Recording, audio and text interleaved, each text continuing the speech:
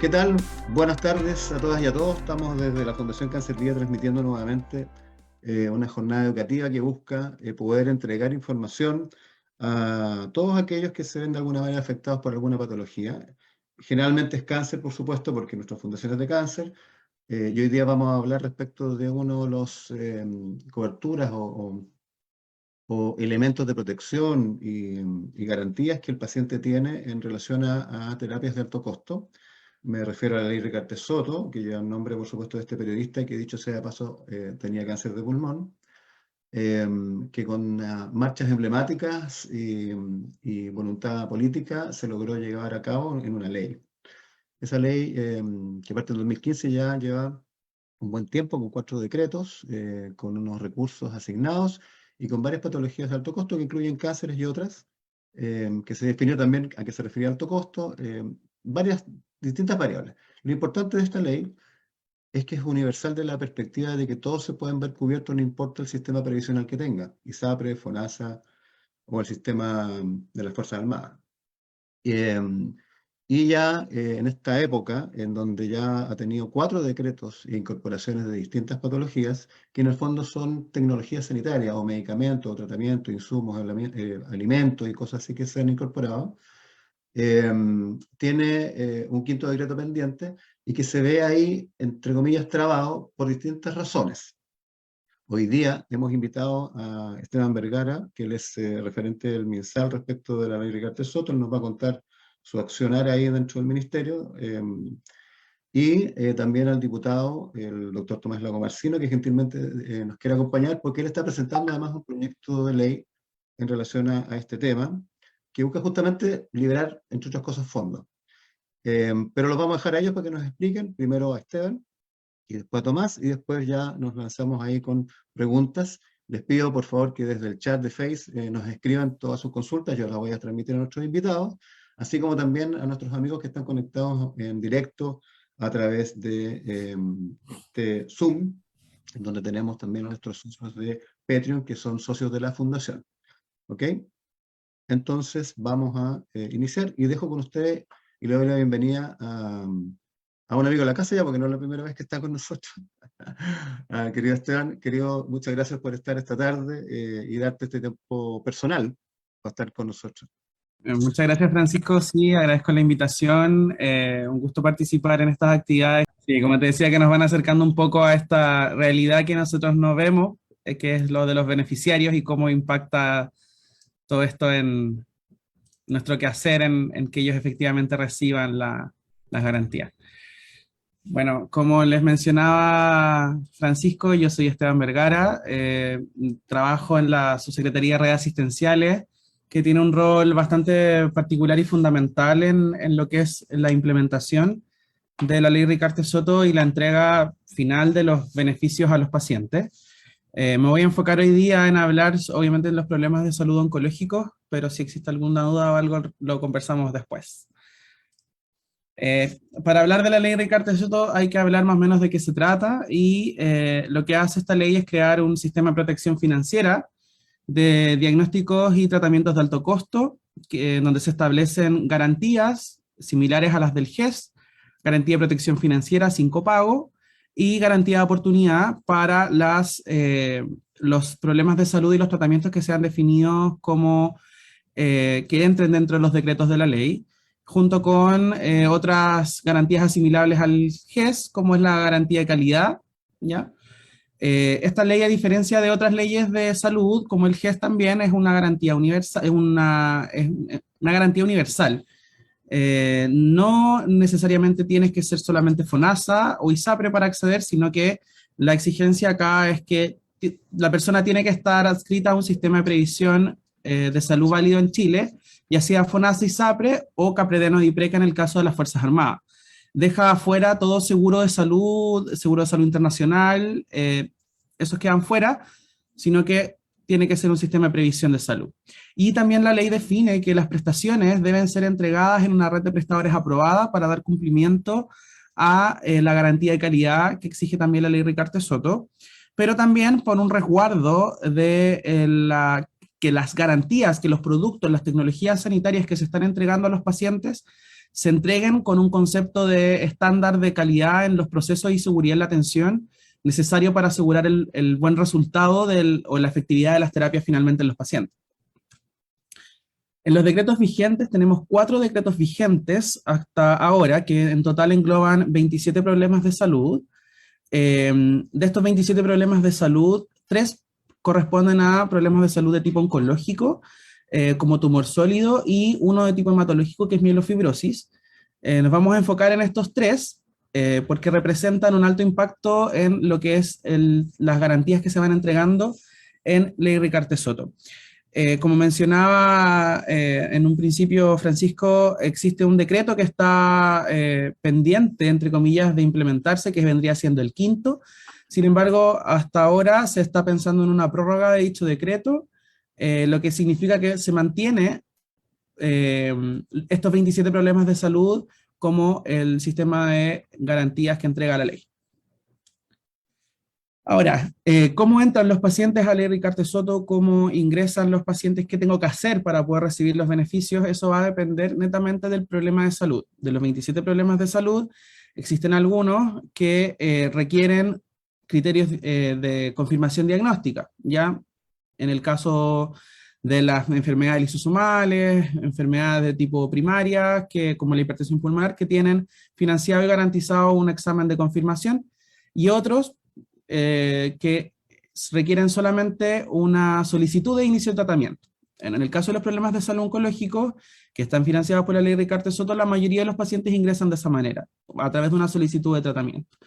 ¿Quién hace esa solicitud de tratamiento, esa solicitud de medicamento? El médico tratante, oncólogo u oncóloga, que funciona como el médico que está a cargo de la atención del paciente. Entonces, el médico o la especialista junta los documentos necesarios según los protocolos que están disponibles para cada uno de los problemas de salud, y eso se hace una postulación a través de una plataforma web que está disponibilizada desde el FONASA, y se hace esta postulación, y el paciente ingresa al sistema. Posteriormente pasa a una segunda etapa, o un paso 2, que es la etapa de confirmación, en donde un comité de expertos clínicos revisa que los antecedentes concuerden con los criterios de inclusión que están definidos para cada problema de salud. Son todos diferentes y dependen tanto de la tecnología que se va a usar como de las condiciones clínicas de los pacientes para el uso de estas terapias, ¿ya? Y posteriormente ese comité entrega una respuesta. En la mayoría de los casos, sobre el 90% de las solicitudes se confirman, ¿ya? ¿Qué significa esto? Que se acredita que los pacientes cumplen con los criterios de inclusión y pasan a ser beneficiarios de la Ley Ricarte Soto. Y aquí empieza a correr la oportunidad, cuántos días tenemos para entregar los medicamentos y dónde tengo que recibirlos. Y ahí es sumamente importante, porque dependiendo del sistema previsional de los pacientes, ya sean FONASA, ISAPRE o Fuerzas Armadas, van a ser derivados dentro de la red aprobada. ¿Para qué? Para el paso 3, que es la entrega de los tratamientos. En el caso de cáncer de mama, los medicamentos son administrados en las unidades de oncología de los hospitales o centros de alta complejidad, y en el caso de los medicamentos para tumores neuroendocrinos o para GIST, son dispensados desde una farmacia, ya que su tratamiento, su administración es vía oral, ¿ya? Y posteriormente los pacientes también pasan por una etapa de seguimiento, en donde el médico o la doctora a cargo va a, ¿cómo se llama esto? Va a definir si es que los medicamentos han sido beneficiosos para el tratamiento de los pacientes. Y en este caso, por ejemplo, vamos a tener cambios de tratamiento en el caso de que sea necesario, o mantener las terapias de acuerdo a los esquemas que vaya teniendo cada paciente. Ahora, con respecto a los beneficiarios, tenemos universos bastante dispares. Todos los problemas de salud tienen un comportamiento diferente, como es el caso, por ejemplo, de GIST y tumores neuroendocrinos. La población beneficiaria es bastante acotada, pero es también porque es un problema de salud con una incidencia bastante baja, y si consideramos también que nosotros cubrimos solamente los pacientes que son en etapa metastásica o irresecable, ¿ya? Y así como, por ejemplo, tenemos un aumento progresivo de los pacientes que han ingresado a la Ley Ricarte Soto por tumores neuroendocrinos, partiendo en el 2018 con 23 pacientes, 2019 con 17, 10 pacientes en el año 2020, 12 en el 2021, y a marzo del 2022 tenemos un beneficiario nuevo, una beneficiaria nueva. En el caso de GIST es lo mismo, ahí partimos en julio del 2019, donde se incorporaron 29 pacientes, 38 en el 2020, 32 en el 2021 y 2 en lo que va de este año hasta marzo. Con cáncer de mama es un tema completamente diferente. Si nosotros nos remontamos, este es un problema de salud que está garantizado desde el primer decreto.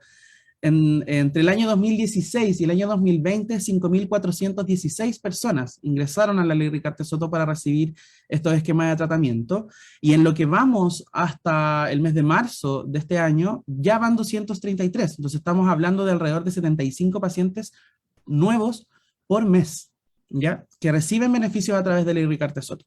Ahora, ¿cuántos pacientes de estos están activos hoy día? Activos significa que están recibiendo sus terapias hoy día. En el caso de tumores neuroendocrinos, 32 pacientes. En el caso de GIST, 63. Y en el caso de cáncer de mama, 3.077 personas están hoy día recibiendo sus productos en la ley Ricarte Soto, en la red aprobada, pública, privada y Fuerzas Armadas. Ahora, esta red de prestadores, ¿qué significa? Las garantías solamente pueden ser entregadas en esta red de prestadores. Yo no puedo entregar, por ejemplo, un trastuzumab en un centro médico que queda al frente de mi casa, porque nosotros no sabemos si ese centro médico cumple con los estándares que están establecidos. Y es así que cada problema de salud de la ley Ricarte Soto tiene una red definida. En el caso de cáncer de mama, que es una de las redes más grandes que existen hoy día en la ley Ricarte Soto, tenemos 59 establecimientos prestadores, de los cuales 27 son públicos, y que además se condicen con la red de GES para cáncer de mama. Incluso esta es más amplia, ¿ya? Porque tiene un concepto de territorialidad y cobertura para que los pacientes no tengan que desplazarse. Tiene 28 establecimientos privados y 4 de Fuerzas Armadas. Para tumores neuroendocrinos tenemos 29 establecimientos, de los cuales 19 son públicos y 10 son privados. Y para GIST, 48 establecimientos prestadores, 25 son públicos, 9 privados y 3 Fuerzas Armadas. ¿Qué significa esto? Que la red pública hoy día está a cargo de la mayoría de la cantidad de establecimientos prestadores. O sea, la mayor cantidad de beneficiarios hoy día se atiende en la red pública, sobre todo para estos problemas de salud oncológico, y tenemos hoy día una red que es amplia y que está trabajando para ampliarse aún más, ¿ya? Como les mencionaba, cada problema de salud tiene una red de prestadores. No voy a estar 2 horas hablando de los prestadores aprobados para entregar estas garantías, pero sí los y las invito para que puedan revisarlo si lo desean a través del sitio web de la Ley Ricarte Soto en el Ministerio, que es leyricartesoto.minsal.cl, y ahí van a encontrar toda la información, todo lo que yo estoy hablando está ahí publicado. Y pueden revisar la red para cada problema de salud, y pueden incluso ir filtrando entre regiones, si son establecimientos públicos, privados, Fuerzas Armadas. Gracias, Esteban, muchas gracias. Muy buena tu presentación. Repitamos de nuevo entonces la página. leyricartesoto.minsal.cl. Y quiero también mencionar de que cuando tengan alguna duda, tengan algún reclamo, tengan alguna consulta con respecto, por favor utilicen los canales formales para hacerlo. Pueden registrar reclamos, solicitudes o sugerencias a través del sitio web de FONASA. No es necesario que ustedes acudan a una sucursal para poder ingresar un reclamo, porque no me están entregando mis medicamentos, porque nadie me responde en qué va esto, no puedo ver a mi médico. Ingresen reclamos, por favor, porque es la única vía, es la vía más expedita que tenemos nosotros hoy día para ir resolviendo algunos nodos críticos que nosotros no nos enteramos si es que no nos llegan en el fondo. Ya, así que ahí la invitación igual es a usar esos canales formales, porque es la mejor forma que tenemos hoy día nosotros para saber qué es lo que está pasando en la red y qué está pasando con los pacientes que finalmente son este cliente final del proceso, que tienen el derecho de recibir, de acuerdo a cada uno de los esquemas de tratamiento, su garantía. Así que les dejo la invitación, esa invitación también. Muy buena invitación, porque la verdad que es un tema que siempre cuesta explicar. Oye, lo otro también quería pedirte, Esteban, que mencionaras un poco cuál es tu tarea dentro de las acciones de la ley. ¿Qué es lo que haces tú en Estricto Rigor todos los días? Actívate todos los días. Mira, nosotros somos un equipo de 3 personas que trabajamos en lo mismo. Nosotros estamos encargados hoy día de implementar redes, en el fondo, hacer que los pacientes hoy día que podrían potencialmente ser beneficiarios puedan ingresar a los beneficios cuando les corresponda, a través de una red, en el fondo, que sepa lo que tiene que hacer y cómo lo tiene que hacer. Todos nosotros nos vamos, monitoreamos de Arica a Magallanes el cumplimiento de la ley Ricarte Soto, no solamente en los prestadores públicos, sino también los prestadores privados y las Fuerzas Armadas. Entonces es un universo de alrededor de 115 establecimientos que hoy día forman parte de nuestra red y que nosotros tenemos que estar ahí empujando para que hagan las cosas como corresponden, y la verdad es que la cantidad y el esfuerzo, las horas hombre invertidas en hacer que esto funcione son gigantes, no solamente de nosotros, sino también desde la red. Lo que aún más nos hace saber que pueden existir problemas y que es lo que necesitamos que nos vayan informando. Oye, en ese Eh, aspecto, Esteban, ¿han detectado algunos nodos complejos en la implementación? Hay dicho, mira, esta parte es la que más nos duele, o donde sí, más se traba la cosa. hay bastante problema, y es que, bueno, por las características de estas tecnologías, no es cualquier especialista quien puede revisarlas, quien puede indicarlas y quien puede evaluarlas. Por lo tanto, la brecha de especialistas, por ejemplo, en oncología es gigante, todos lo sabemos, no es materia no es un tema tabú para nadie, y es hoy día una brecha, porque nosotros cuando decimos un médico te tiene que postular, y eso significa 15 minutos de su tiempo, son 15 minutos que el médico va a dejar de atender a una persona solamente por tener que hacer un trámite.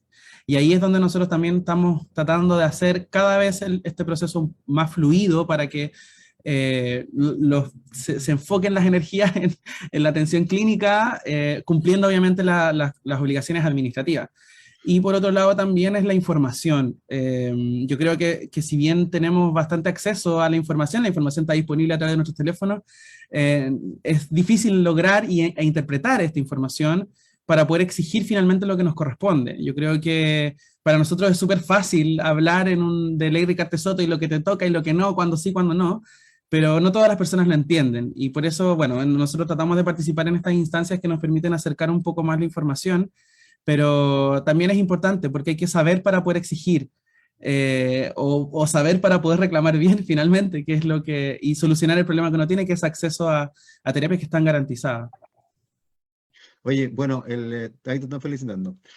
Vamos a seguir, Esteban, no te vayas, ¿ah? Ahora muchas gracias. Quiero aprovechar entonces ahora de pasar a presentar a nuestro segundo invitado. Les quiero pedir a todos que mantengan sus audios y sus videos muteados por ahora. Después los habilitamos todos y conversamos, no hay problema, para que Tomás pueda participar sin interrupciones. Estimado diputado, muchísimas gracias por aceptar esta invitación. El doctor Tomás Lagomarsino, me gustaría que tú mismo te presentaras porque es una trayectoria larga, nos hemos visto en otras líderes y ahora en esta situación coyuntural que es la ley de Soto, y vamos a hablar seguramente del tema de recursos y platas y decretos pendientes, ¿ya? Tomás, te dejo ahí con tu participación. Bueno, primero que todo, a ti, Francisco, y a todos quienes forman parte de Cáncer Vía, muchas gracias por la invitación y organizar esta instancia. También a todos quienes están participando virtualmente dentro del Zoom y por redes sociales, Facebook, a Esteban, a otras personas que estoy viendo aquí, a Dino Sepúlveda, a otras personas también del Ministerio de Salud que nos están siguiendo en estos momentos. Mi nombre es Tomás Lagomarsino, médico de profesión, como tú adelantabas, diputado por el Distrito 7 y actualmente presidente de la Comisión de Salud de la Cámara de Diputadas y Diputados. Y también, como muchos de acá han de saber, participé como exponente, tratando de participar de la discusión cuando fue la ley Ricardo Soto, instancia en la que conocí a muchos de quienes están justamente el día de hoy participando de este Zoom.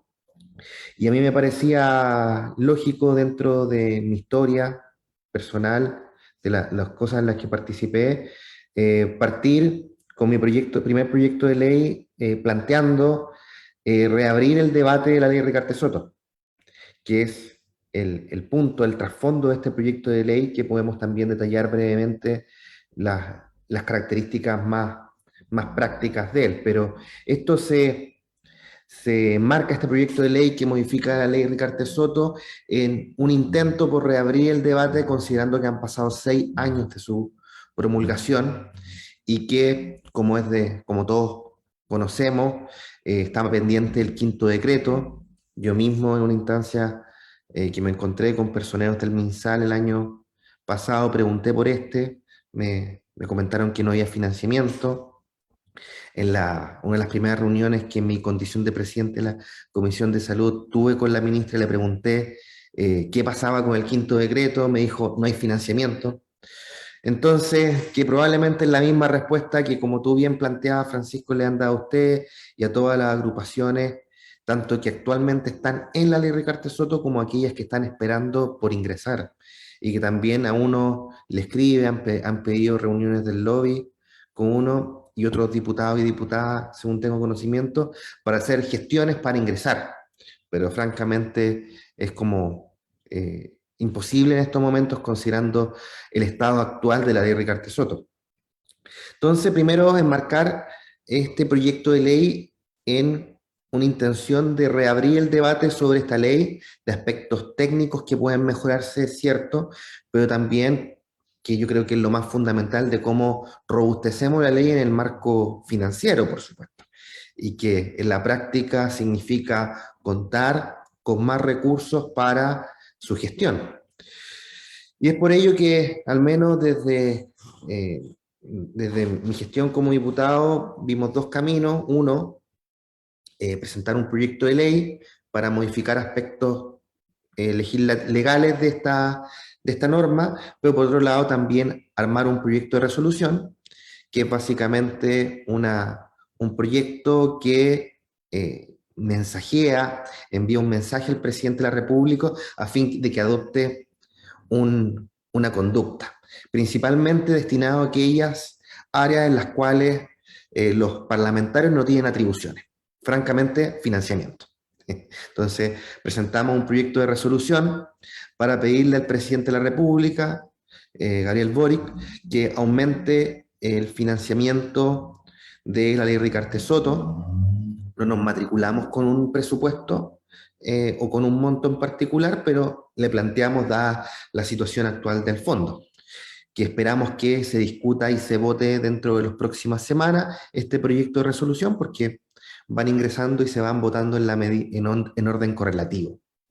Y en paralelo, en esa solicitud al Ejecutivo, dijimos qué podemos modificar de la ley Ricardo Soto que nos permita contar con recursos frescos, pero que también tienen sus implicancias que podemos conversar brevemente, y que es cambiar el tope de gasto de un 80 a un 90%, que dentro de sus externalidades, esta modificación lleva a que la proyección que ha hecho, entiendo yo, la Dirección de Presupuestos del Ministerio de Hacienda, este fondo alcance su tope de sustentabilidad en un más corto periodo de tiempo. Actualmente hablan del 2028, probablemente esto lo anticiparía. Pero lo vemos como también parte de una señal política, porque lo más probable es que el proyecto de resolución, conociendo el ánimo que estos temas generan en la Cámara de Diputadas y Diputados, es que el proyecto de resolución se apruebe cuando se dé su discusión, pero finalmente no por ello el Ejecutivo va a adoptar una medida de aumentar el presupuesto, porque eso es iniciativa exclusiva del Ejecutivo, y aquí es una solicitud bien caballerosa que hace la Cámara de Diputadas y Diputados si es que estos proyectos de resolución se aprueban. Pero, por otro lado, el proyecto de ley que modifica la ley Ricardo Soto toma una postura un poco más acaballada, me atrevería a decir, más atrevida, de decir, perfecto, si es que no se va a aumentar el presupuesto neto de la ley Ricardo Soto, tenemos esta también otra opción, que quizás tiene sus consecuencias a futuro, pero nos lleva a un debate actual, que es justamente cambiar el tope de un 80 a un 90% y disponibilizar a través de esto un monto de dinero que nos permita financiar en parte la totalidad del quinto decreto, que entiendo que está a la espera justamente del financiamiento. Que ese es el primer artículo, y un segundo artículo que elimina la facultad que tiene el Ministerio de Hacienda de invertir este 20% de sustentabilidad en instrumentos financieros, porque entendemos que esta es una ley para entregar atenciones de salud y no inyectar recursos al mercado financiero. En el camino, por supuesto, estamos esperando la declaración de admisibilidad de la Secretaría de la Cámara de Diputadas y Diputados. Nos avisaron que estaba justo ahí en el limbo, como modifica presupuesto, se mete en temas presupuestarios. Nuestro argumento es que no requerimos más presupuesto, sino que cambiamos su distribución, y por ello estamos peleando la admisibilidad. Esperamos que se dé cuenta en el mes de junio, y dependiendo del informe de secretaría, pedir su votación en sala de su admisibilidad en cuanto a los diputadas y diputados. Ahora, nosotros argumentamos, como señalaba, que no debería ser inadmisible, o si es que la Secretaría lo establece como inadmisible, lo pasamos a sala y nuestro argumento es, nosotros no pedimos más recursos, sino que cambiamos exclusivamente su distribución. Como argumento, y como señalaba el segundo punto ahí de eliminar esta facultad del Ministerio de Hacienda, cosa de poder estar discutiéndolo en un plazo breve en la Comisión de Salud. De hecho, también a propósito de una muy buena presentación que la semana pasada hizo el presidente de Alianza Chilena de Pacientes, Gonzalo Tovar, en la Comisión de Salud, que planteó varios dificultades que ha tenido la ley. Planteamos, yo personalmente, ingresar una indicación una vez que sea aprobada para generar la obligatoriedad al Ministerio de Salud de implementar un mecanismo de seguimiento de las solicitudes, una vez realizadas son por los médicos, que uno de los problemas, entre tantos otros que nos planteaba Gonzalo, pero que a la luz nuestra puede ser facultad de un parlamentario ingresarlo y que permitiría que el usuario, una vez su médico tratante ingresa la solicitud, puede hacerle seguimiento, porque nos comentaba ahí Gonzalo que muchos pacientes van a la atención, le dicen se ingresó la solicitud, pero no se van con ningún comprobante y quedan un poco con la duda si es que efectivamente esto se realizó o no. Un sistema de seguimiento que creemos que puede ser algo que perfecciona esta modificación legal. Ahora, ¿podemos meternos en otra área? Sí, pero creo yo que para facilitar que el proyecto tenga un despacho más fácil, no involucrarnos en cada una de esas áreas, considerando que esto tiene que pasar tanto por la Cámara como por el Senado. Pero también, por supuesto, en lo que quiera involucrarse el Ejecutivo, que también es la luz que tratamos de dar, o la intencionalidad que tratamos de dar de poner esto en el tapete. Esperamos que, por supuesto, que si el Ejecutivo se involucra y dice, bueno, vamos a dar más financiamiento para el RICARTE Soto, X monto, bueno, también eso nos pueda también abrir la puerta a plantear algunas otras modificaciones que sobrepasan las atribuciones de los diputados y diputadas, y que justamente entre ellas también planteó Gonzalo la muy buena presentación que realizó el otro día. Creo yo que eso es lo principal que tengo por comentar. Esperamos en estos momentos en la Comisión de Salud. Estamos dedicados a dos proyectos en paralelo, que es el descanso reparatorio para los trabajadores del sector privado de salud y en el uso preferente de baños públicos para pacientes con enfermedades inflamatorias intestinales y ostomías, que esperamos despachar en particular entre la primera y segunda semana de junio, y posteriormente entrar a otros proyectos como el de anticonceptivos defectuosos, y en paralelo ver esta modificación a la ley Ricardo Soto para tener pensado un despacho, si es que logramos un fast track, es decir, un despacho simplificado, tenerlo por despachado en julio, por lo menos de la Cámara, julio, agosto, por lo menos de la Cámara de Diputados. Ahora, si es que por supuesto el Ejecutivo se hace parte y plantea algunos puntos que sean razonables, yo creo que el más razonable de todo es francamente ampliar el monto de 100.000 a X monto. Bueno, bienvenido y esperamos justamente estar dando esas luces desde la intencionalidad. Y a mí me gustaría destacar brevemente la transversalidad de este proyecto. Si bien yo soy el autor del mismo, el proyecto está patrocinado por una transversalidad muy importante de diputadas y diputados de la comisión integrante de la Comisión de Salud. Estoy buscando el proyecto justamente para no dejar de nombrar a nadie, pero aquí lo tengo.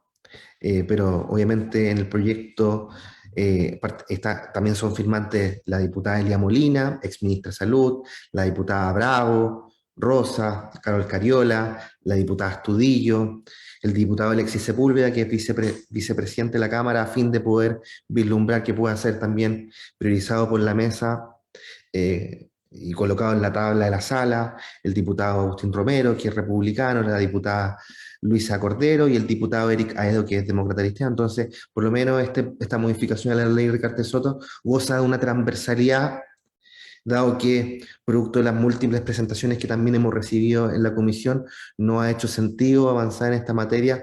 Y hoy día, como una de las también primeras materias a abordar dentro de este ciclo legislativo. De hecho, el primer proyecto de ley que despachamos en la Comisión de Salud fue el proyecto ley que crea el Día de la Concientización de la Esclerosis Múltiple, que era un proyecto de muy fácil despacho, obviamente, pero esperamos justamente trabajar en pro de una serie de otros proyectos que el día de hoy están en la comisión y que justamente han sido abogados en buena hora por las agrupaciones de pacientes. No creo tener que agregar nada más, pero muchas gracias nuevamente por la invitación y por supuesto disponible a las preguntas que quieran realizarnos todos y lo más.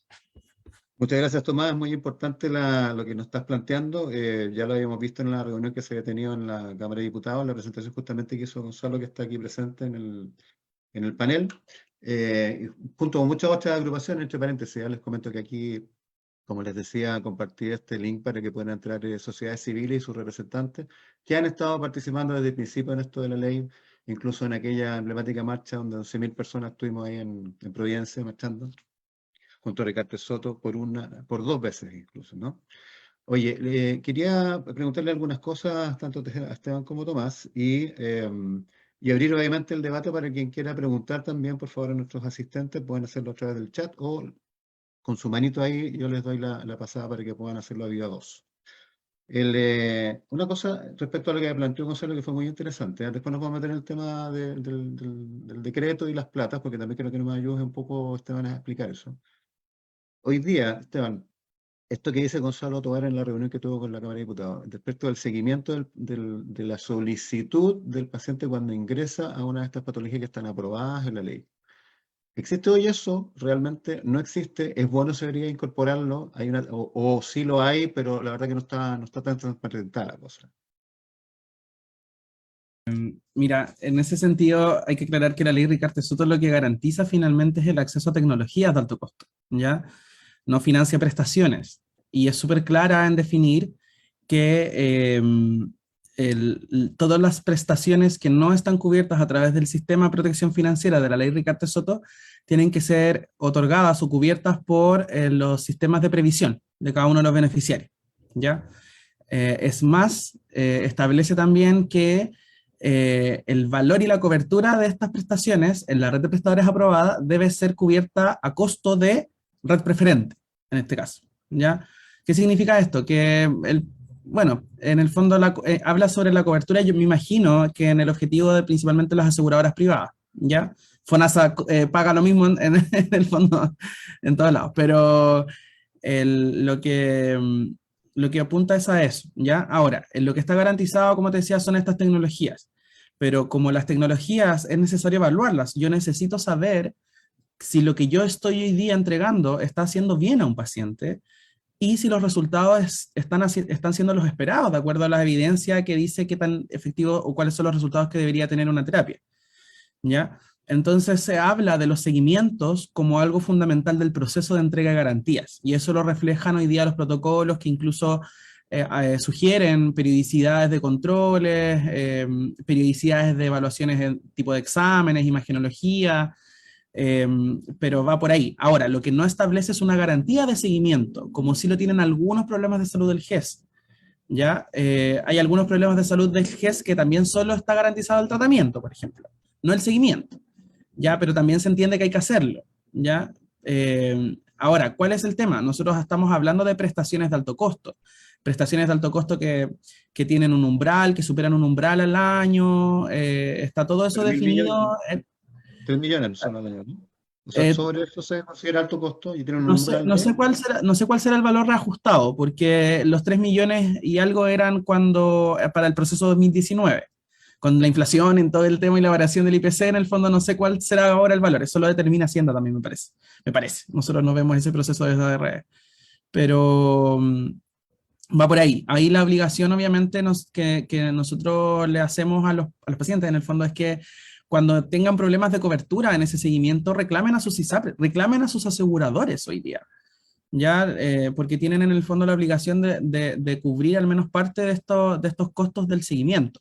Ahora, nosotros, insisto, obligamos de alguna manera a los prestadores a que lo hagan, porque sabemos que es necesario.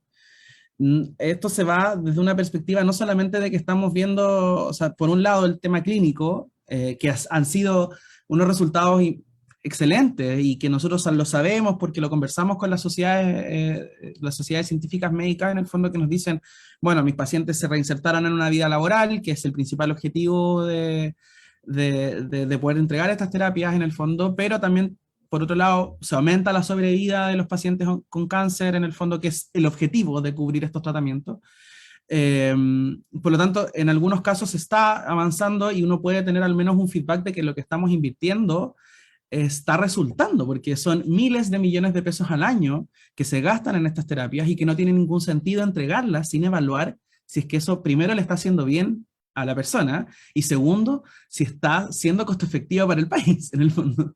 ¿Ya? O sea, claro, no necesariamente trabajar, pero si es una persona que puede ser más autovalente, y tu cuidador sí puede reinsertarse en la sociedad, ya eso significa que estamos teniendo algo de vuelta, en el fondo. Y ese es el objetivo de la ley Ricardo Soto, a diferencia del GES, por ejemplo, que aquí, en el fondo, prima la calidad de vida. ¿Ya? Y eso se establece dentro de los criterios de evaluación, entonces va por ahí. Ahora, para no seguir divagando, ¿son necesarios los seguimientos? Sí son necesarios, los pacientes tienen que cumplirlos. En los problemas de salud oncológico, en su mayoría se cumplen, porque por cáncer de mama por lo menos eso está garantizado por el GES, y en el caso de los tumores neuroendocrinos y los GIST, las prestaciones que requieren son un poco más complejas. En imagenología los tumores son más difíciles de evaluar, los oncólogos tienen que especializarse en tumores de tipo neuroendocrino de GIST para poder saber manejarlo. Sin embargo, hoy día se da respuesta en la red, y eso es lo que a nosotros nos importa.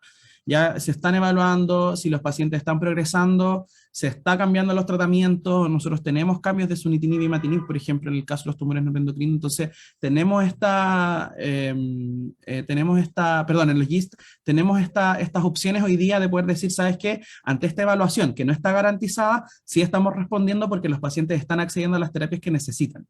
Ahora, no, insisto, hay una brecha de especialistas muy grande, lo que obviamente afecta la oportunidad y el acceso de los pacientes. A lo que nosotros apuntamos es que al menos ese paciente que es beneficiario reciba sus dosis de acuerdo a lo que corresponde, lo que establecen los protocolos y lo que le corresponde como garantía. Para nosotros la continuidad de tratamiento es fundamental, no solamente como un derecho, sino también como... en el fondo no sirve de nada que no tentemos entregando los medicamentos en la periodicidad que corresponde, porque no vamos a lograr el objetivo que estamos esperando al hacer esta inversión de tecnologías sanitarias, en el fondo.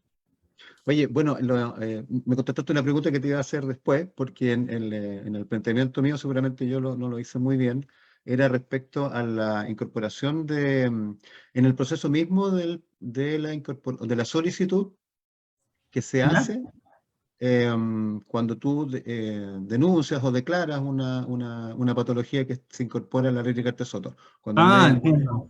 Ya. Entonces ya, empieza el día 1, y de ahí en adelante el seguimiento hasta decir ya, ok, a partir de ahora ya tiene beneficio, lo pueden ir a buscar el medicamento, retirarlo de otras partes. Ese es el recorrido, ese tiempo, que yo sé que está establecido también por norma, pero el paciente, ¿cómo puede hacer, por ejemplo, hoy día ese seguimiento? Que Gonzalo lo planteaba en la Cámara de Diputados, que bueno, que no está muy transparente.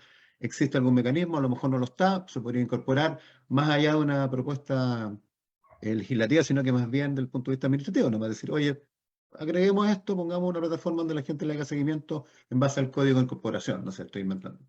Sí, eso es parte fundamental de que los pacientes sepan de que el proceso de postulación, en algunos casos, o sea, de hecho, el proceso de postulación no tiene oportunidad. ¿Ya? ¿Qué significa eso? Que no tiene un tiempo establecido en cuanto el médico hace la postulación a cuando el comité responde. Eso no tiene oportunidad hoy día, ¿ya? Eso significa que puede pasar una semana, puede pasar un mes, ¿ya? ¿De qué va a depender eso? Obviamente de la cantidad de solicitudes que que vayan llegando, en algunos casos, créanme que son cientos mes a mes, ¿ya? Respecto de patologías vigentes en la ley Ricardo Soto, estamos hablando. Respecto de patología vigente de la ley Ricardo Soto. Sí. Perfecto. Ahora, estoy hablando de cuando un paciente dice así como, oye, yo necesito este tratamiento que está garantizado, ¿ya? Correcto.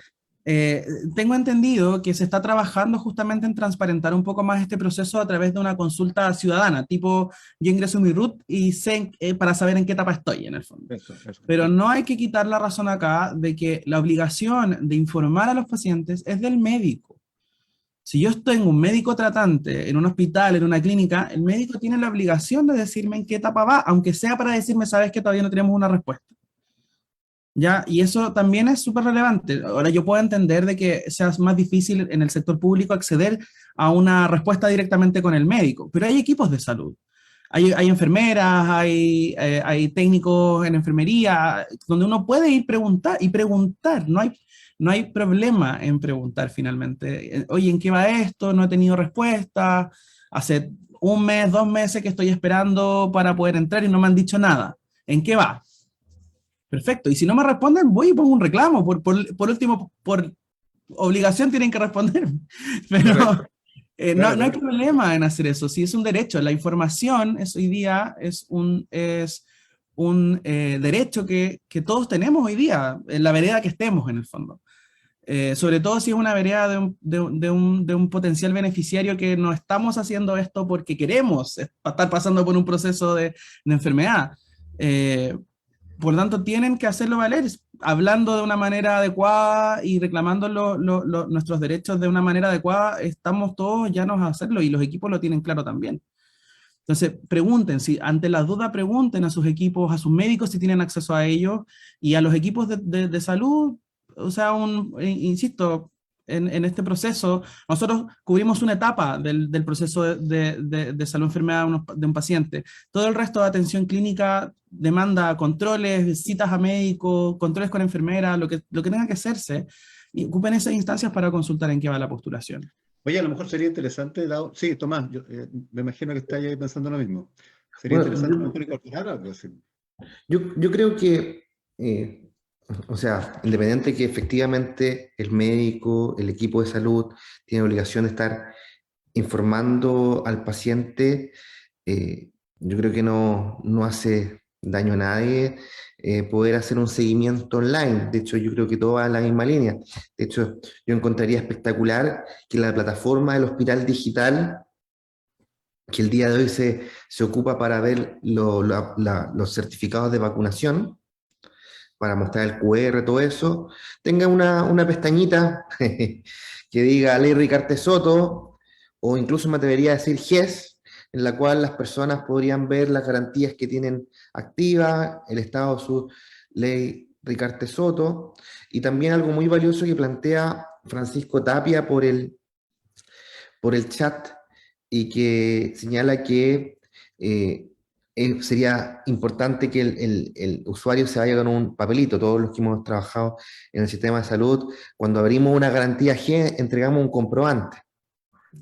Si bien ese comprobante no es foliado, hace que el usuario se lleve algo en la mano, y eso para muchos pacientes es algo valiosísimo, Claro, aunque puede no significar nada en la práctica, como puede significar todo, porque con ese papel la persona va muchas veces a la superintendencia, FONASA, a hacer sus reclamos respectivos. Así que yo creo que sería un avance significativo generar un sistema que le permita ver al paciente en qué estado está del proceso, y así también empoderar a los mismos pacientes de su requerimiento, también considerando la cantidad de esperas que hay en el sistema de salud, porque si bien en el sistema público hay una lista de espera que está en un repositorio, en el sector privado igual hay una lista de espera.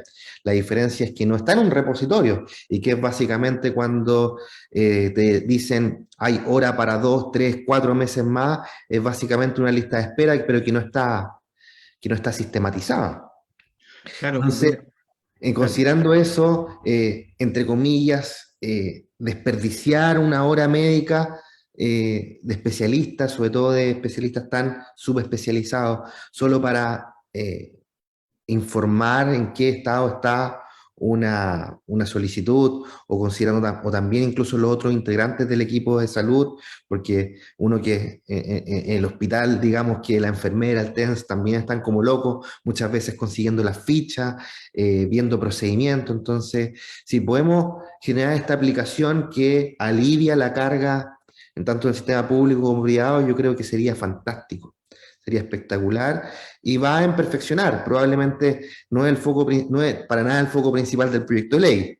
La idea matriz es aumentar presupuesto, pero creo yo que podemos dar señales también de avanzar en sistemas informáticos en salud, que creo yo que todo apunta para allá.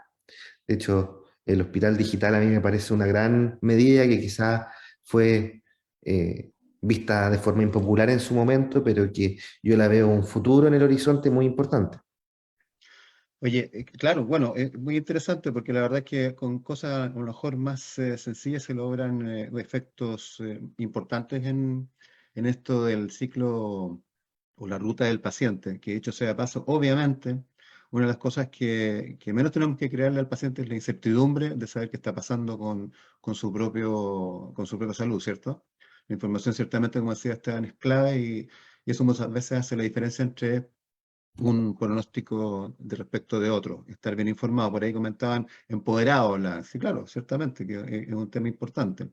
Aquí te voy a hacer algunas otras preguntas, les voy a hacer algunas otras preguntas que están en el chat del Face. Paula Parada dice, buenas tardes.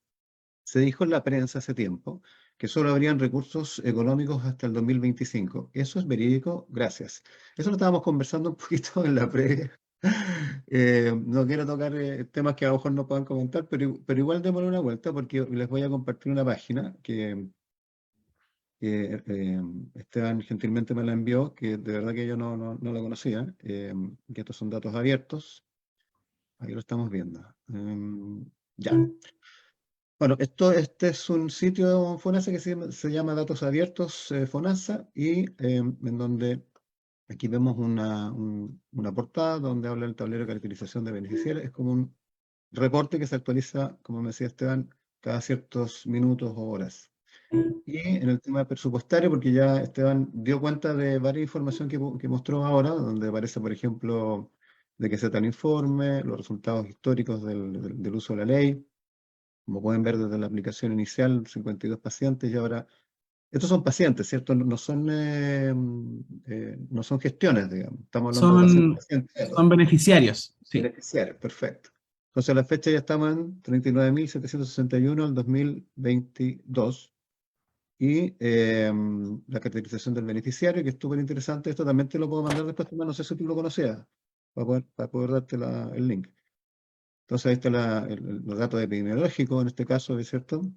Activo, inactivo, creo que están aquí no, están un poquito más allá, pero aquí están los activos e inactivos. Expliquemos un poco qué son los activos e inactivos, Esteban, por favor. Sí, se entiende como beneficiarios activos los que actualmente están recibiendo garantías por la ley Ricardo Soto. En este caso nosotros tenemos ahora a marzo, porque esto tiene un corte, a marzo del 2022, a 23.389 beneficiarios se encuentran recibiendo productos por ley Ricardo Soto, de un universo de 39.000 solicitudes aprobadas en el fondo para poder acceder a estas terapias, principalmente en beneficiarios de tramo B, ya que son como uno de los tramos desprotegidos. Claro, ahí se ve el tramo justamente. Y lo otro interesante es también las edades en que se están recibiendo estos beneficios. Sí, eso tiene que ver con la caracterización de los problemas de salud.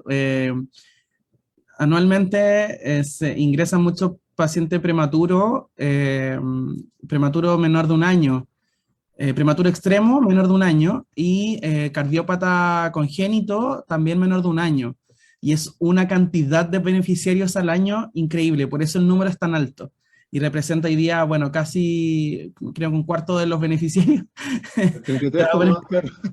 Claro. Claro, y si tú miras, por ejemplo, en el otro rango etario, que es el de los 45 a los 60, de los 45 a los 64, y tienes alta población de artritis reumatoide.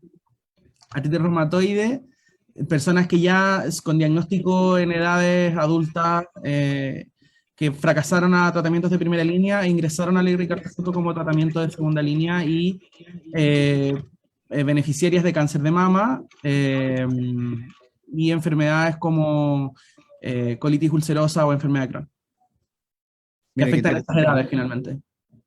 Correcto, correcto. Y bueno, ahí está la distribución entre hombres y mujeres, qué sé yo, y estamos hablando, aquí estamos mostrando también las beneficiares por problemas de salud, la distribución por principio activo, son las tecnologías sanitarias que están ocupando hoy día, los beneficiarios por ISAPRE y motivos de cierre, que era lo que estábamos hablando ahora, ¿cierto? Los inactivos en el fondo, ¿no? El Claro, grupo ¿por que... qué dejan de ser beneficiarios en el fondo?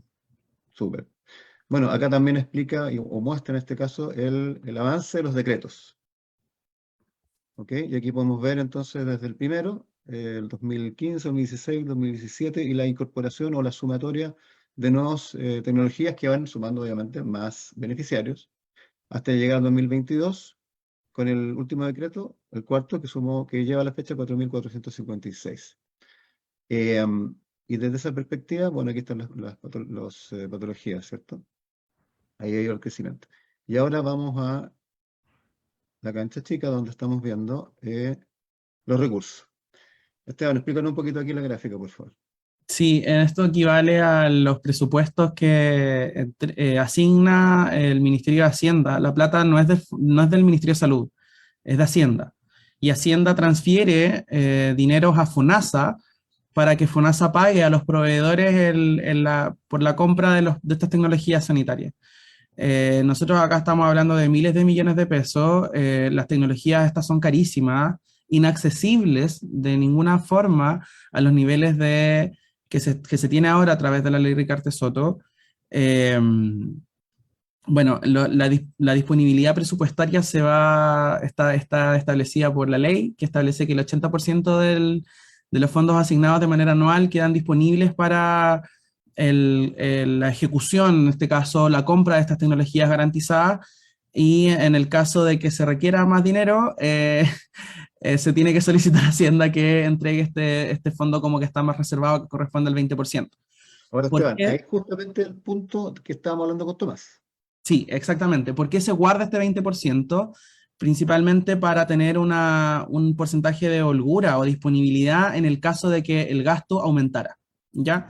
Si el gasto se viera aumentado por una, no sé, confirmación diagnóstica de un subgrupo cubierto que no se tenía considerado, por ejemplo, el fondo no tiene que quedarse en el fondo sin plata para poder pagar por las tecnologías, y ahí en el fondo tiene que ser súper claro que Hacienda está obligado a mantener esto andando.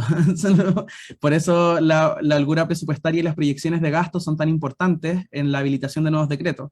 Ustedes conocen, se dio a conocer a través de la Comisión de Vigilancia Ciudadana y Control de la Ley Ricardo Soto, que Hacienda informó que el fondo deja de ser sustentable en el año 2027-2028. ¿Qué significa esto? Que a partir de esos años, para poder mantener a la población actual y la que se proyecta como beneficiaria, va a ser necesario inyectar más recursos, ¿ya? El fondo no es infinito, no es infinito. Esto es plata marcada en el fondo, que dice cuánto nosotros podemos gastar, ¿ya? Por eso las proyecciones en cuanto a los pacientes, cuánto es lo máximo que podemos pagar por una tecnología, es tan importante, porque finalmente no es como que sea un fondo, o sea, somos un país que tiene recursos, pero que necesita distribuirlos muy bien, y esto es un ejemplo de esa metodología de contención de gastos finalmente. Oye, Esteban, ahí se ven las cifras en aumento hasta el 2020, que llegan a los 130.000 millones, y después vemos que descienden y vuelven a subir. Esa variación, ¿a qué se debe? Y vamos a, sí, porque yo sé que te lo dices, pero ¿qué va pasando? Sí, es que, bueno, esto no tiene nada que ver con el Ministerio de Salud. El Ministerio de Salud no se encarga, y eso quiero dejarlo súper claro, Dale, dale. del No, pago de las lo estoy tecnologías, entendiendo porque mal. esto es FONASA, ya es Ya, FONASA. Pero el gasto en el año 2020 corresponde a una regularización de deuda. Por eso fue más alto. Deuda de años anteriores. ya, importante. ¿Por qué Tomás? Porque a propósito de la propuesta de ley, Si tenemos disponible un 10% más de este fondo de garantía, soberano, como que sea, de reserva, eh, habría que saber en qué se iría ese gasto, porque también habría que indicar que si sería directamente a un nuevo decreto, a incorporar patologías o variables de las mismas patologías que están aceptadas, o definitivamente le vas a entregar más dinero a pagar deuda de la ley. Bueno, no sé si me explico, Tomás. Es que yo entiendo que esa deuda ya se canceló, no debería haber deuda ahora. Lo que pasa es que las ejecuciones presupuestarias, como ustedes, bueno, no tienen por qué saberlo, esto es algo Claro. bastante administrativo, pero el presupuesto que nosotros tengamos disponible para el año 2022, por ejemplo, se ejecuta hasta noviembre. Todo lo que se gaste desde diciembre en adelante pasa al año siguiente. A eso hay que sumarle todas las notas de crédito que se generen por productos que finalmente no fueron distribuidos o que venían con una falla que no permitían que fuera seguro utilizarlas, productos que se entregaron con vencimientos cortos y que en el fondo hay que retirar y destruir, y eso también es una nota de crédito. Entonces, todo eso son movimientos financieros que ve la FONASA y ellos se manejan en eso para que se lo pidan a ellos. Sí. Yo la verdad es que es lo que nos explican a nosotros también, No, perfecto. pero va por eso. Y la deuda también va por problemas en las facturaciones. O sea, para que ustedes se imaginen, nosotros tenemos más de 100 puntos de distribución, más de 23.000 pacientes activos. Cada entrega de cada uno de los productos es una guía de despacho, que posteriormente se transforma en una factura. Entonces, la cantidad de requerimiento para mantener la logística de esto es muy alta. Entonces, va requiriendo hartas validaciones. La Cenabas y FONASA establecen unos criterios de validación de pagos que son sumamente estrictos, a veces mucho más estrictos de lo que uno quisiera, pero son súper estrictos porque finalmente hoy día se sabe en qué se gasta cada peso de la ley Ricardo Soto. A Claro. diferencia de otros problemas de salud o otros programas o otras garantías, hoy día se sabe, se tiene claridad cuánto yo estoy pagando por cada jeringa, por cada comprimido que se está pagando, que se está comprando para los pacientes beneficiarios. Entonces va por ahí. Ahora, con lo que mencionaban, de qué manera impacta, habría que ver de qué forma, y eso lo dejo yo en una característica como ciudadano de este país, de qué forma se resguarda que esa holgura presupuestaria o ese 10% extra que se va a disponibilizar vaya a coberturas de nuevos problemas de salud o nuevas garantías y no a paliar en la solvencia propia del mismo fondo o a, ¿cómo se llama esto? Regularizar la deuda que se vaya generando por estos trámites administrativos propios de un proceso de compra, finalmente, ¿ya? Eso es que a materia de los legisladores, en el fondo, uno no se involucra en ese proceso, pero hay que ser súper realista al decir que el fondo no es infinito. Este resguardo del 20% está pensado para poder solventar el fondo en caso de que sucediera alguna contingencia, como por ejemplo esta contingencia del año 2020, en donde se regularizó la deuda que se tenía con los proveedores o parte de la deuda que se tenía con los proveedores. Sin embargo, si vemos hoy día, llevamos ¿cuánto? Este informe es a marzo y ya llevamos 32.000 millones de pesos en gasto.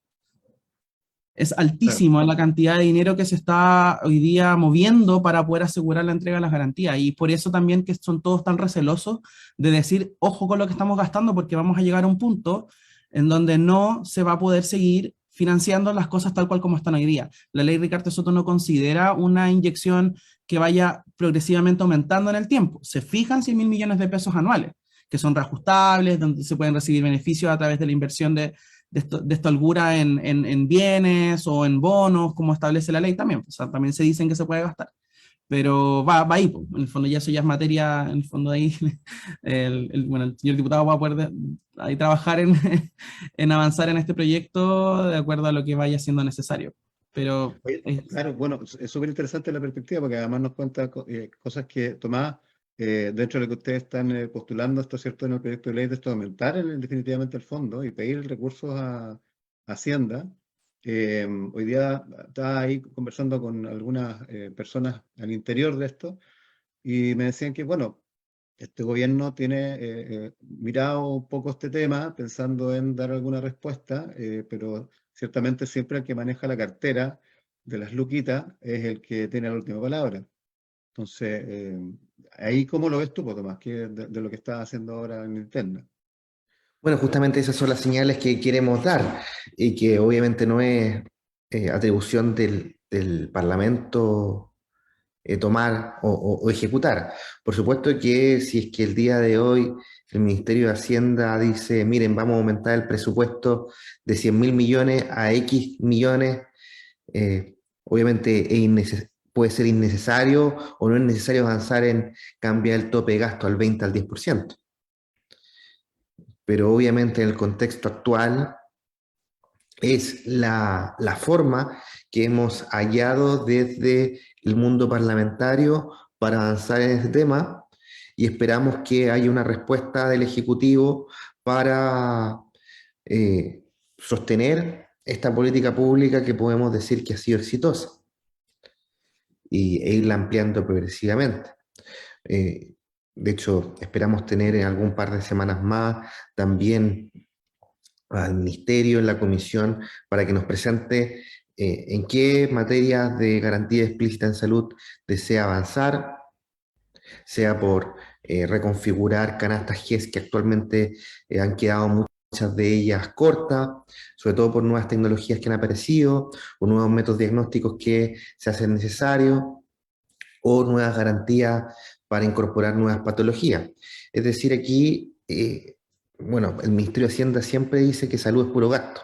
Y es porque es verdad, es puro gasto, pero es un gasto que se invierte en las personas, en promover la salud, en prevenir la enfermedad, en tratar las enfermedades, en rehabilitar, en paliar. Entonces, yo no lo veo como un gasto, lo veo como una inversión social.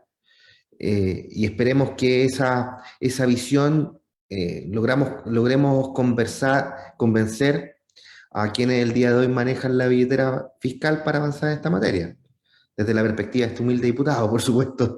Ahora, obviamente, en la discusión parlamentaria de la moción de la ley Ricardo Soto, que esperemos que pase también por Hacienda, puede invitarse también al ministro de Hacienda para que se involucre en esta discusión, o a la DIPRE o al subsecretario de Hacienda, y para conocer y plantearle en un espacio público de discusión, como el Congreso Nacional, si es que existe posibilidad de ampliar el fondo de la ley Ricardo Soto. Como decía, este proyecto es un caballito de Troya, podríamos decirlo, que en su interior trae la intención de abrir la discusión de esta política pública y poder avanzar, revisarla.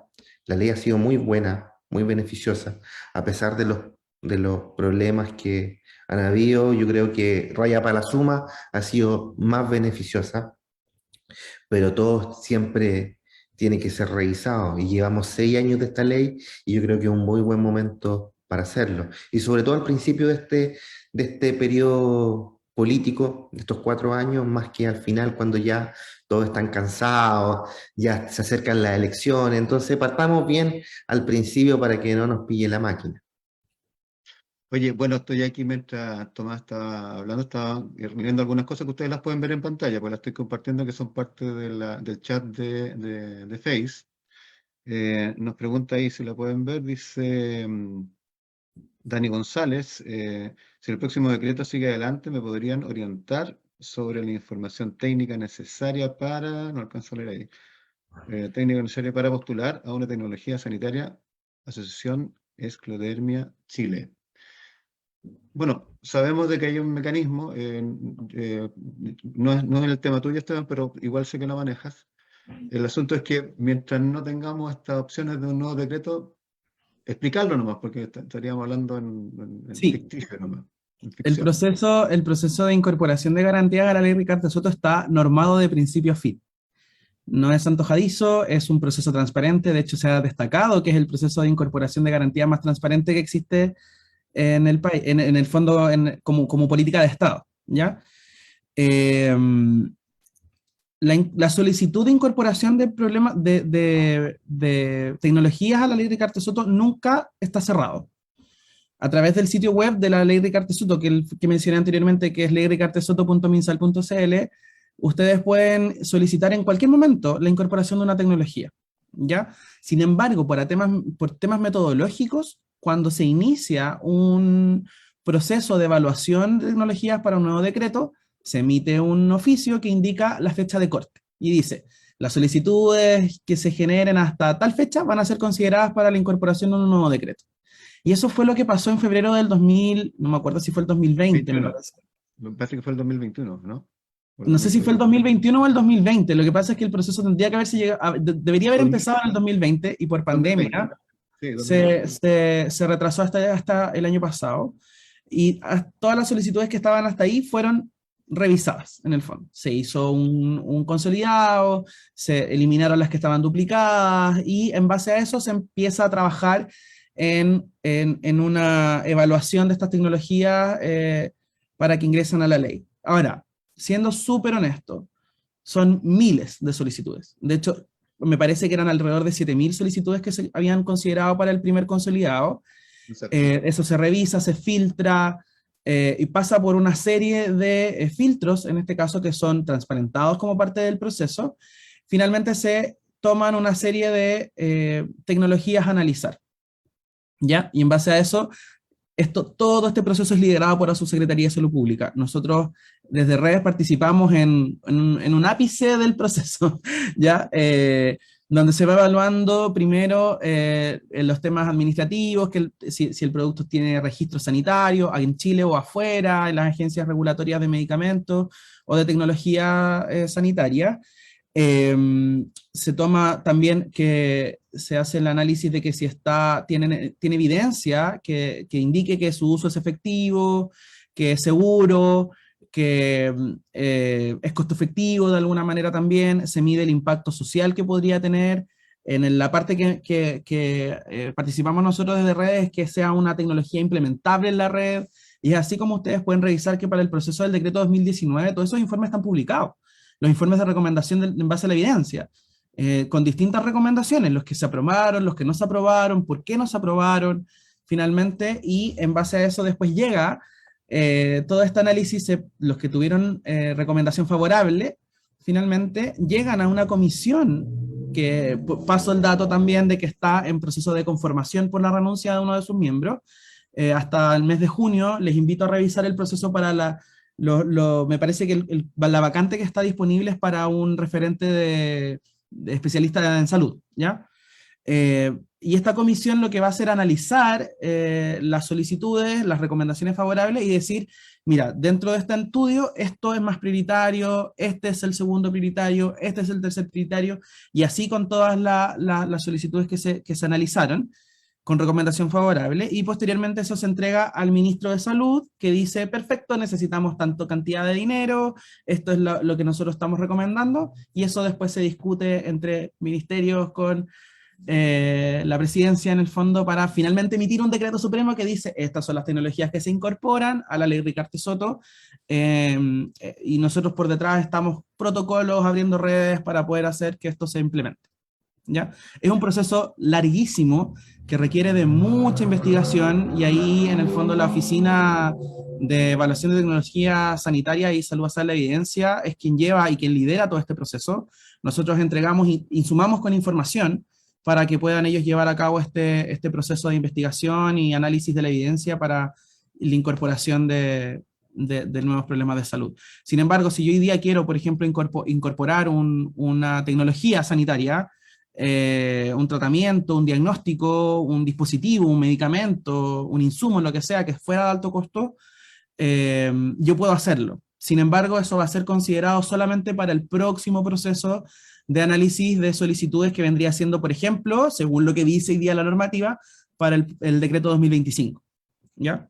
Tenemos que entender igual que al menos la indicación que se ha comentado también a la sociedad civil es que el decreto vigente de la ley Ricarte Soto, el cuarto decreto, se prorroga como quinto decreto, que no es algo raro, también ha pasado otras veces en el GES, ¿ya? Es algo que estamos, entre comillas, acostumbrados a realizar como tarea administrativa en el fondo. Lo que no dicta que, como ustedes sabrán también, se están estudiando incorporar nuevos problemas de salud, perdón, nuevas tecnologías en problemas de salud garantizados, de acuerdo a la disponibilidad presupuestaria también, teniendo un decreto modificatorio más adelante, que es lo que también ha pasado en el GES. ¿Ya? Eso se está todo estudiando, se está evaluando. Hay una administración nueva que obviamente tiene sus prioridades en cuanto a, y lo ha dejado súper en claro, un fondo universal, acceso gratuito a medicamentos tipificados. Entonces, ahí obviamente esto se enmarca también dentro de todo un cambio en los programas o lineamientos de salud que va a tener el país para adelante. Oye, bueno, es súper interesante porque en el fondo ya con esto nos vamos quedando claros respecto a los espacios de acción que tiene la ley y lo que deberíamos ver en el futuro cercano, gracias también al aporte de Tomás y la propuesta de proyecto de ley o modificaciones a estos artículos, y a la participación de la sociedad civil, como siempre, dando las alertas desde el usuario, porque ahí nos están escribiendo que muchas veces tienen temas de demora, y claro, bueno, Esteban nos decía que no tenemos garantía de oportunidad, entonces es estar ahí haciendo reclamos a FONASA, etcétera, etcétera. Para ir cerrando, veamos el tema de las propuestas de incorporar recursos. Entiendo, Tomás, que hablamos de 265.000 millones que están en el sistema financiero. Eso entiendo que aparecía en tu documento. ¿Cómo? Perdón. Habían 265.000 millones en el sistema financiero producto del Fondo de Reserva. No tengo la cifra exacta en estos momentos, pero obviamente un monto cuantioso.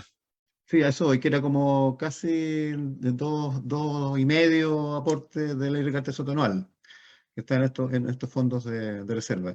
Y que de ahí, de alguna manera, poder con esto sacar el 10% y además proponer incorporar más recursos a la ley.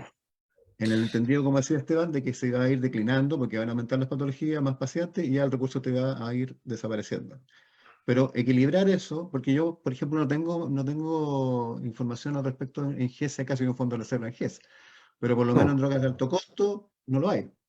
O sea, ahí, si te pasan 45.000 millones, tienes que gastarte los 45.000 millones. Aquí no estamos guardando 4.500 millones por si acaso a alguien le pasa, no, se gastan. Entonces, uno no se explica, o a lo mejor por ahí es donde viene la mano, por qué hay 265.000 millones que no se utilizan. Bueno, a decir verdad, en esa línea va el proyecto de ley. No sabría cómo continuar argumentando o explayándome en torno a esto. Reitero, son es un proyecto de ley, un proyecto de resolución que solicita al Ejecutivo aumentar el presupuesto para la ley Ricardo Soto, por todo lo que hemos conocido. Y en segundo lugar, un proyecto de ley que cambia el tope de gasto de un 80 a un 90% y elimina la posibilidad de que puedan ser invertidos en el sistema financiero y una eventual indicación que nos parece factible desde la perspectiva parlamentaria, que es un sistema de seguimiento. Todo esto en mira, como decía, de reabrir el debate de esta ley después de 6 años de haber sido promulgada, esperando que este proyecto de ley pase por la Comisión de Salud en un fácil despacho por Hacienda para tener los debidos informes de este ministerio, tener la oportunidad de conversar con el ministro de Hacienda y su subsecretario o la DIPRES a propósito de esto y poder generar un debate público en la cual se concientice a nivel social, ya está concientizado a mi modo de ver, pero a nivel político, de que es un tema a analizar y abordar cómo se han ido, por un lado, invirtiendo estos recursos en el punto que tú señalas, pero también en cuanto a la disponibilidad de los fondos para seguir incorporando diagnósticos y tratamientos de alto costo. No sabría en qué más playarme, a decir verdad. No, no, no, todo lo contrario, darte las gracias porque la verdad que es importante que alguien impulse también desde del Poder Legislativo este tipo de iniciativas que hace rato que conversamos buscando caminos para que nos puedan escuchar al respecto. Yo sé que, bueno, desde la CHAP, Gonzalo, el presidente, él nos ha ayudado a tener esa visibilización de estos temas y ha estado participando activamente en que esto se haga visible desde el punto de vista del Poder Legislativo y también desde la parte de la gobernanza del Ministerio de Salud. Oye, quiero darle las gracias a todas y a todos. Se pasaron por la asistencia, la verdad que mucha gente que se conectó, igual que en el Face, muchos comentarios de todo tipo. Yo les agradezco las preguntas. Cáncer Vida, como siempre, se trata de abrir un espacio de conversación que en realidad son las brechas, pues las brechas que siempre hay en salud y que, bueno, esperamos que con el tiempo se vayan disminuyendo. Quiero agradecerte, Tomás, en particular, que haya estado con nosotros esta tarde. Yo sé que ya son las 8:15 y ese es un tema familiar que estás hablando ahí, de estar acá con nosotros, así que muchísimas gracias, espero poder tenerte en alguna otra oportunidad. Esteban, ni que decir, amigo, muchísimas gracias como siempre. Esta segunda vez que nos juntamos, la verdad que es un placer tenerte. Comentarles a todas y a todos que vamos a estar el viernes a las 5 de la tarde con el doctor Gaspar Domínguez, constitucional, el de los constituyentes, el vicepresidente, ¿cierto? Vamos a hablar de la salud en la nueva constitución. Así que eso va a ser el viernes a las 5 de la tarde, quedan todos invitados. Un abrazo grande. Todo esto va a quedar en el Face, ya está, y también para disponibilidad de aquellos socios de Patreon. Muchas gracias, un placer verlos y hasta la próxima.